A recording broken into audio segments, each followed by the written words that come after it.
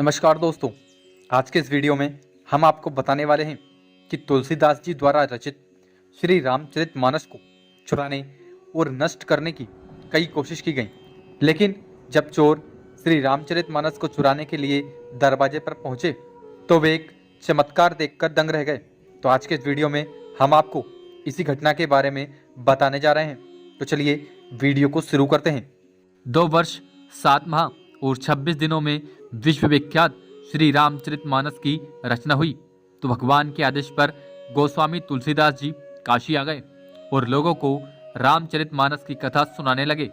मानस कथा सुनते हुए उनके मन में विचार आया कि जिनकी आज्ञा से उन्होंने अयोध्या पहुंचकर इस सुंदर ग्रंथ की रचना की है, क्यों ना यही कथा भगवान शंकर को सीधी सुनाई जाए।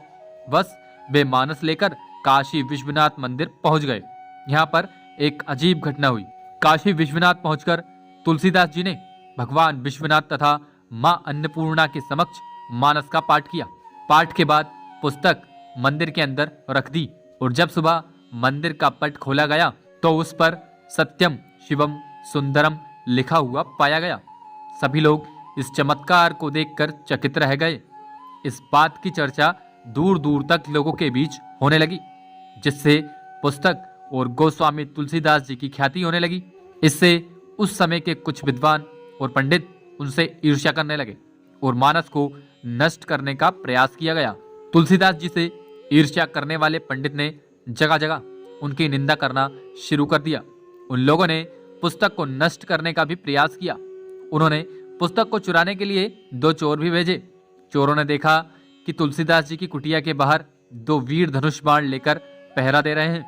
दोनों बहुत ही सुंदर थे और उनमें से एक श्याम वर्ण था तथा दूसरा गौर वर्ण का था।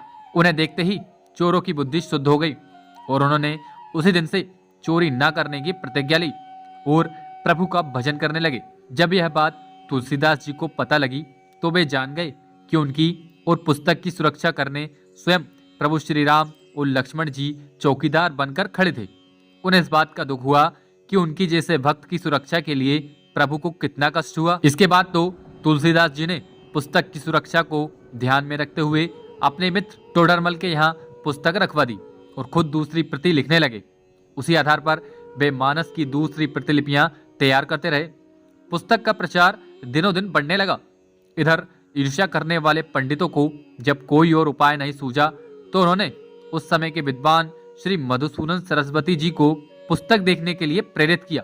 उन्होंने पूरी पुस्तक बहुत ध्यान से पढ़ी और अपनी सम्मति लिख दी। इस काशी रूपी आनंद वन में तुलसीदास चलता फिरता तुलसी का पौधा है।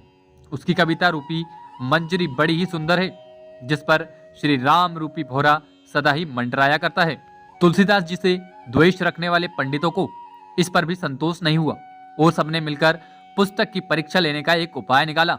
भगवान विश्वनाथ के सामने सबसे ऊपर वेद, उसके नीचे शास्त्र, उस शास्त्रों के नीचे पुराण और सबसे नीचे रामचरितमानस को रखकर मंदिर का पट बंद कर दिया। सुबह जब सबके सामने मंदिर को खोला गया तो लोगों ने देखा कि रामचरितमानस सबसे ऊपर रखी हुई थी। इस घटना के बाद पंडित बहुत लज्जित हुए और तुलसीदास जी से क्षमा मांगकर भक्ति भाव से उनके चरण स्पर्श किए। तुलसीदास जी 80 घाट पर रहने लगे।